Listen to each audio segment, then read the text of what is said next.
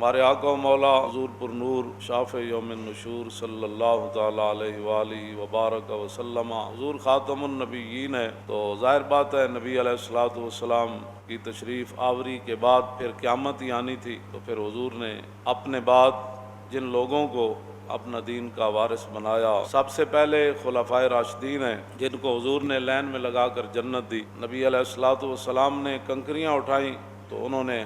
تسبیح پڑھی سبحان اللہ سبحان اللہ، حضور نے رکھ دیں، پھر صدیق اکبر نے اٹھائیں، انہوں نے پھر سبحان اللہ پڑھا، صدیق اکبر نے رکھ دیں، پھر حضرت فاروق اعظم نے اٹھائیں، انہوں نے پھر سبحان اللہ پڑھا، پھر جب حضرت عمر نے رکھ دیں تو پھر حضرت عثمان غنی نے اٹھائیں، پھر انہوں نے سبحان اللہ پڑھا، اور عثمان غنی نے جب رکھ دیں تو حضرت مولا کائنات علی مرتضیٰ نے اٹھائی، تو پھر انہوں نے سبحان اللہ پڑھا۔ جب پاس بیٹھے ہوئے صحابی نے اٹھائی تو وہ خاموش ہو گئی۔ معنی یہ تھا کہ میرے بعد یہ چاروں خلفاء ہوں گے اور اس ترتیب سے ہوں گے۔